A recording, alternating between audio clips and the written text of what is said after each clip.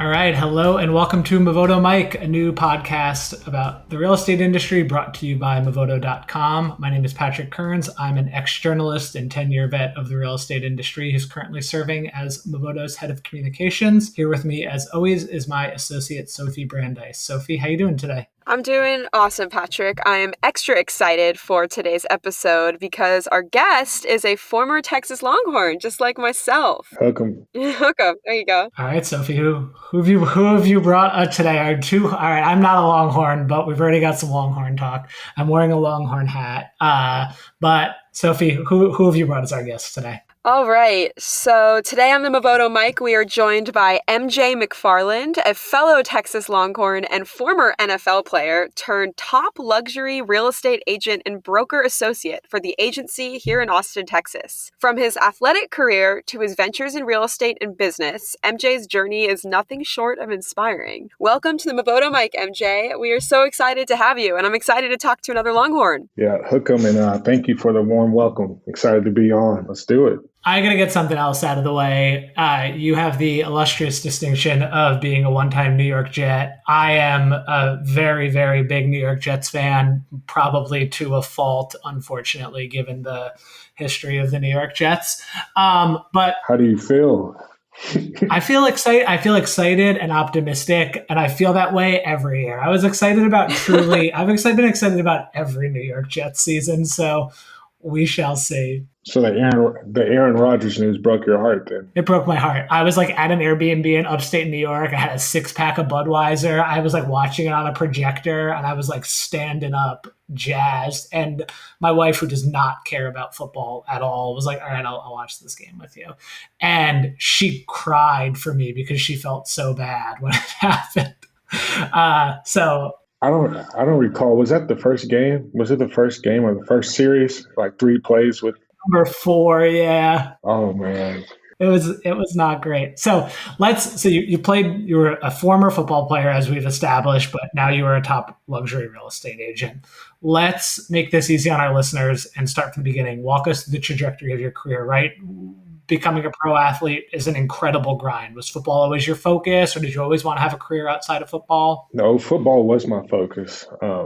I definitely worked hard in high school and college to accomplish that goal of playing at the professional level. But as we all know, the NFL stands for not for long. So, once you get into the NFL, it's not about being in there. It's like, how can you stay and provide value every day, year in and year out, when you have someone you're competing with every day. So unfortunately, I ended up getting hurt, and I saw the writing on the wall as far as my career panning out. So while I was healing my knee from an injury, I decided to study for my real estate license. And once I decided to close that chapter of playing professional sports, I knew I was going to dive into real estate full time and take that same mentality from sports and then apply it to real estate. So what mentality is that? Can you draw any parallels between the mentality of being a professional athlete and the mentality of being really successful in real estate? Yes. The discipline aspect of it, and the positive attitude and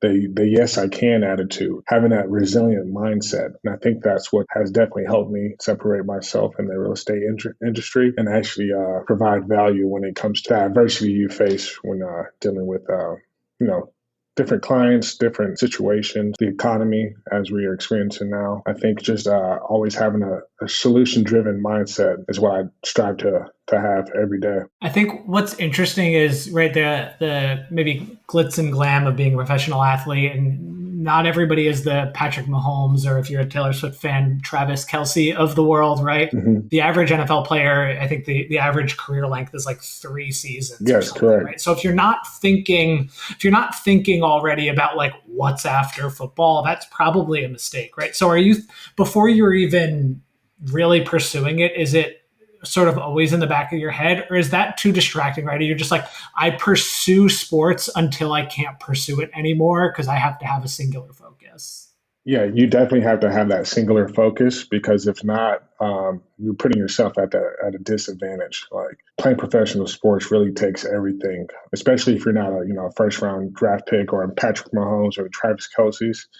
Every day, every rep, every team meeting, everything matters. In some capacity, can get exhausted, but that's what That's what you dreamed of. So you're thankful for that moment.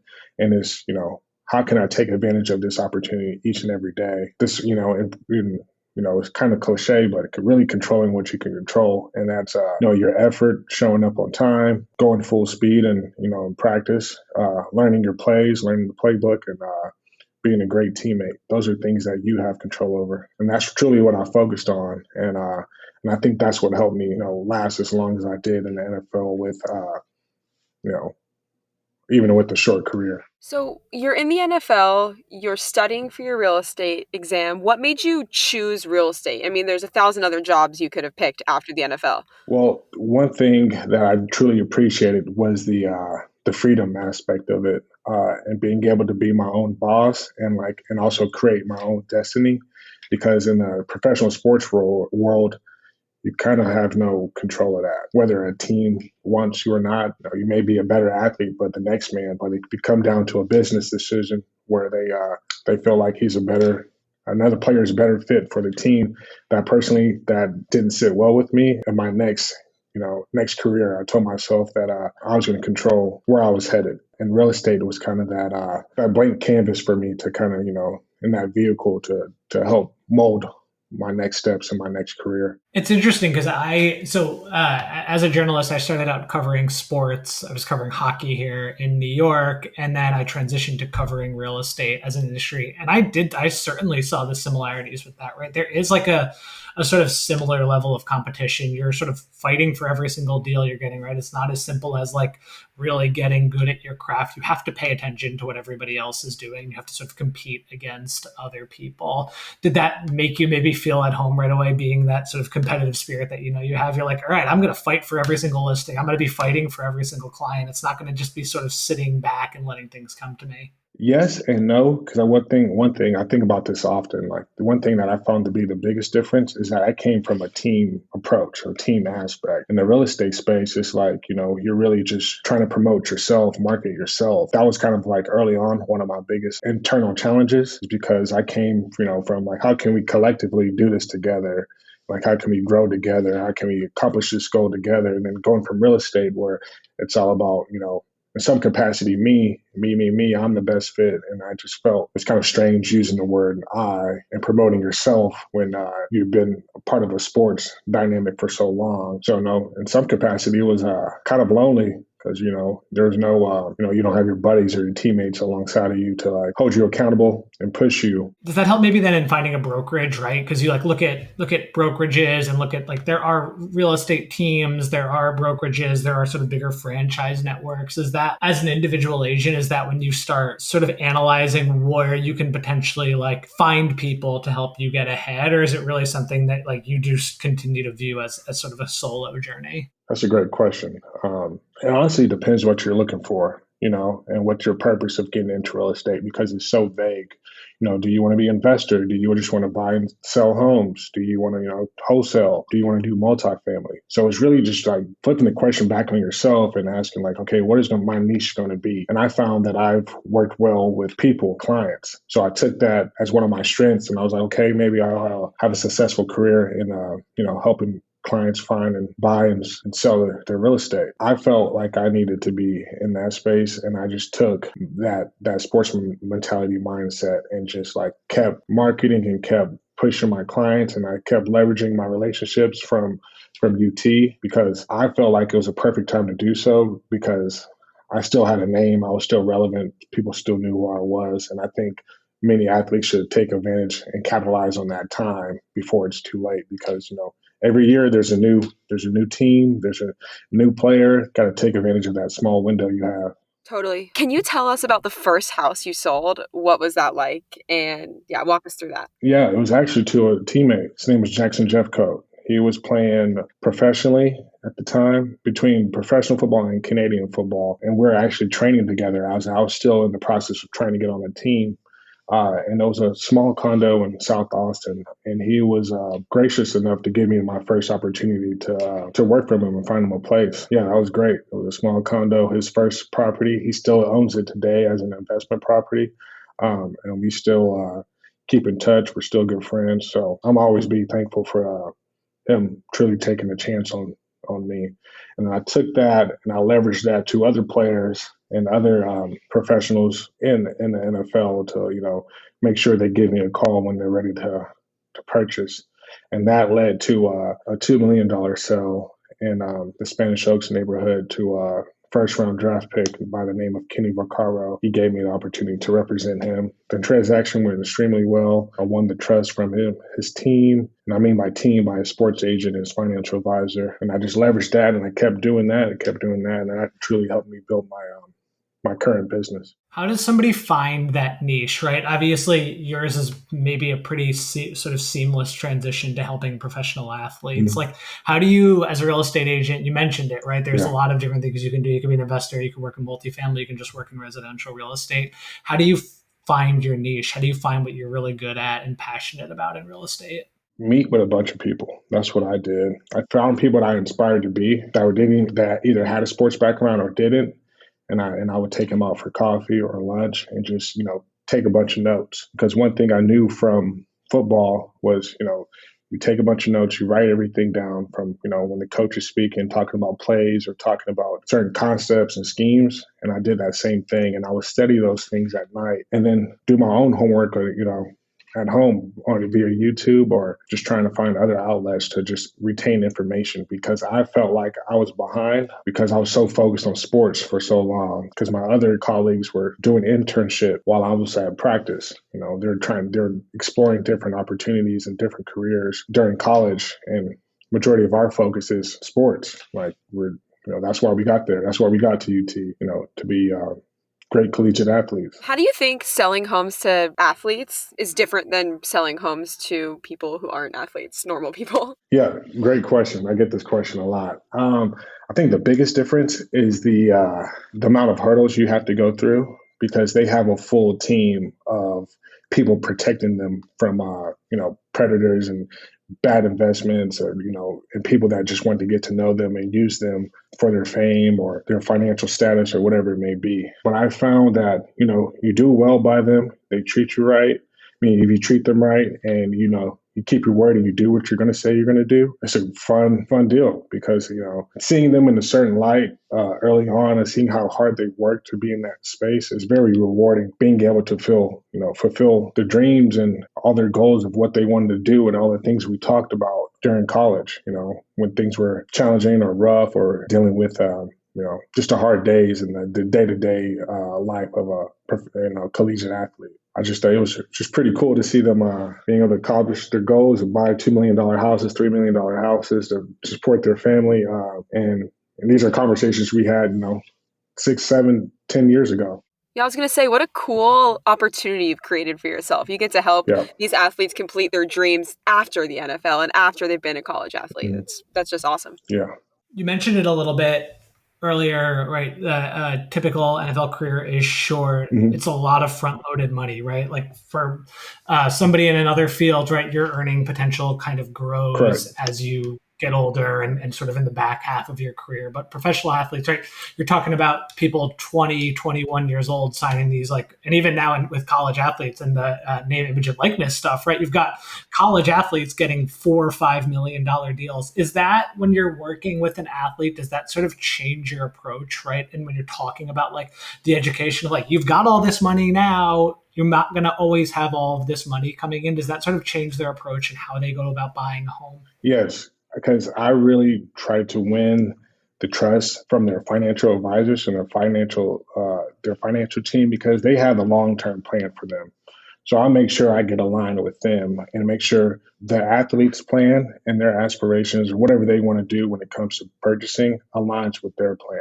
And I'm the financial advisor's biggest advocate for that because I don't care about the transaction itself. I care about their livelihood post-career because, everyone's one game away from it being their last. So taking that into consideration and also living it, it means a lot more than another real estate agent could say, just because it's truly a part of my life too. So this podcast, our audience is people who are interested in getting involved in the real estate industry and people who are in the real estate industry. Mm-hmm. You have a unique position because you went through a big career change. Could you maybe speak towards changing your career? Maybe not necessarily from the lens of like being an athlete, but just going through a career shift. Give our audience some like tangible Yeah. takeaways that they can apply if they're considering it. Yes, I think if I'm being completely transparent and honest, I think you truly have to be honest with yourself. And I found that when I was making that transition, I was holding on to the things I did before to try to make myself, my ego feel good. And I think that honestly prolonged the process. I think it's okay to be honest and not know what you want to do your next career as you transition. And I think it's okay to be honest with with the people you meet or the people you inspire to be. And I have found that they appreciate that even more as far as just being straight up and honest with them. I learned that a year later after I wish I would have known it before because it would have took off that internal pressure. I feel like anyone dealing with career changes, I have found that they try to hold on to something from their past. And I think the best thing you can do is let that go so you can open your mind up and truly focus on everything in front of you because you might miss certain opportunities if you're still, holding on to certain things. As soon as I learned that, the game changed for me because I was strictly an open book. I was going into meetings and I wasn't even talking because I was there to learn. I was there to absorb information and then, collect that information and see how I can apply that to my own life and taking bits and pieces of everyone's story and seeing what resonated with me most. And then I just kept doing that until I found something that truly brought me peace. I didn't feel the Sunday scaries, as they say, or the dread of looking for the next day because that was truly important to me. When I was playing sports, I never did not look forward to the next day of practice or the next day. And I wanted that for my life in general. So absorbing all that information and being able to truly be honest with yourself and not get too caught up on what your peers are doing or what you see on Instagram or social media. Just know that there is a plan for you. You just have to truly put the work in, and before that, figure out what that work is. Is there something to like marrying the two a little bit, right? So if we talk about career changing, I was a journalist for a long time, and I lead communications at Movoto, our big real estate portal now, and I'm still doing little things for myself, like co-hosting a podcast where I get to interview people and play the role of journalist a little bit, or still do a little bit of writing. Is that like maybe some of the impetus too behind working with professional athletes, that you do get to still keep some of that passion and keep some of that life that you worked so hard to build in the past into what this new journey is for yourself, and sort of weave that in a little bit and mesh that together? Yes, I would say that now that I enjoy that. But early on, my biggest thing was to get far away from it as possible because I didn't want to see the same people who saw me as, MJ, the football player. I wanted them to see me as MJ, the real estate agent, the professional in this space. So early on, I was like, no, that's the past. That's behind me. Like, I'm MJ, the real estate agent. Yes, that's what I did, but this is what I do now because I didn't want to get potential clients to just view me in that light as just a former football player, now a real estate agent. It's like, no, he's a real estate agent now. This is what he does full time. He's passionate about this. He's serious about his business. And that's what my message was to my clients in order to win their business. Because, when you're dealing with people, especially in the luxury space, there's a lot of money at stake. 9 times out of 10, their highest investment. So I needed people to know, like, I'm really, this is me now. I enjoy it and I was thankful for what I did in the past, but I'm fully locked in and loaded on my real estate career. You say that a big part of how you had a very successful transition was because you listened and you took notes.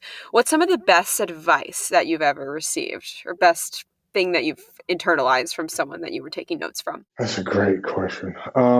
Actually, I'll elaborate a little bit on that. I was at a gym and I met a gentleman. His name was Cosmo. I found out that he played college football at UT as well, but now he's a real estate developer. He was truly big into the Spartan races. Not sure if anyone knows. You do like a bunch of obstacles. And one day I came up to him and I said, "Hey, I'll do that Spartan race with you if you take me under your wing and teach me everything you know." The race was 17 miles long. Oh, geez. I've never ran longer than a mile. In football, everything's short and sweet, but it was that grit, it was that determination to to be successful. Because internally, I felt like I failed at my profession of not having a long career in football. So I needed that. I needed something to like drive me and push me to something else. And that was that. So being with Cosmo, just going to every meeting with him, seeing all the things he was a part of as far as investments, developments, and truly being a fly on the wall. I'll say one of the things that truly resonated with me and stuck with me was so many great things, but I want to leave you all with, something special. So one of our first meetings, he told me, it's very cliche, everybody knows this saying, but it's not what you know, it's who you know. And at the time, I was like, that's pretty boring. I was hoping you're going to drop some gem on me, help me be successful overnight. And now I understand what that truly means. And that what that means is that your net worth is truly identical to your network, and who you surround yourself with, and who you spend your time with is truly that's really what stuck with me as far as being able to put yourself in a position to be successful is surrounding yourself with success. I think a lot of people try to overcomplicate it, but I have found that to be the simplest form of one to be great at something is find other people that have done it before and truly listen and find ways to provide value to their lives and give your time and do things early on for free. Just provide value. That's really it. And speak up. If you see someone that you aspire to be or you like and you want to get to know them, like have that encourage inside to like go meet them, go shake their hand. People appreciate that still to this day. I know we have a lot of technology. Everyone's do everything over the phone, but truly get in front of people. My coach used to say this, and I still use this term today, is out of sight, out of mind. As long as you're not in someone's space, like it's hard, there's so many things, so many distractions, and they got so many things going on. It's hard to stay on top of mind. I really apply that to my business, especially with current clients, former clients. I try to get in their sight and get in their vision to let them know like, hey, I'm here still. I want to talk really quickly about the agency because the agency sort of has got this pretty big name in luxury real estate in California, maybe more new in markets like Austin. Talk to me a little bit about why you've chosen the agency as your brokerage, sort of what goes into a decision like that for a real estate agent, and sort of like what it's been like to be part of. I would say like there's maybe some Netflix shows, some things like that. So there's some trendiness around the agency because of that sort of like luxury California office, but newer to Austin. So sort of growing a brand and brokerage or being part of a growing brand and brokerage, and why you've chosen the agency and why an agent chooses a brand like that. Yes, I think it was a little bit different with me because of the sports background. I came from a powerhouse local brokerage, and I enjoyed it. I thought they were great, true professionals. But I found myself in certain situations where I was getting clients and people asking for real estate guidance outside of Austin and outside of Texas too, from players getting traded from, the LA Rams to the Miami Dolphins, wanted me to be in value in that capacity. And by law, I truly couldn't do that because I was only a licensed agent in the state of Texas. So going to a company like the agency that has like a national brand, global exposure, I thought it was just the most strategic thing I can do to put myself in the best position to leverage my brand and leverage my relationships outside of just Austin. As we all know, Austin is changing and has changed since COVID. There's a lot of out-of-state influence coming in, and I wanted to be in front of that rather than wait and see what happens. So it was definitely a big deal for me because, I appreciate everything I was taught on my previous brokerage, but I think it was time for me to go out on a whim and expand my business and my name. So, and I felt like the agency was the perfect place for me because I felt like they're in the same space as a company as well. So I feel like we can both align with our businesses and grow together. Yeah, awesome. I think our head of SEO is going to be happy that I've dropped Taylor Swift, Travis Kelce, the agency, and Netflix in this episode. 100%. Yeah, I think that all helps. That helps all of us. Yeah, exactly. Okay, so to wrap this episode up on the Mavoto mic, we play a little game called Let's Get Real. It's rapid fire questions, only 3 of them, but you have to answer quick and you can't take time to think. Got it. Cool. All right, you ready? Mm-hmm. All right, what's one piece of advice you wish you could give your younger self playing on the Texas Longhorns football team? Some advice I would give myself would be to stay off 6th Street. I love that. What is your favorite sort of book, podcast, resource that has influenced your approach to real estate, business, or finance? Relentless by Tim S. Grover. Okay, and what's the better high, scoring a touchdown or closing on a house? Ooh, I gotta say scoring a touchdown. Sorry. Fair enough. Yeah, that's hard to do. That's hard to do. Especially at a tight end. As a tight end, you don't get the ball that much. So when you get the ball, like, be thankful.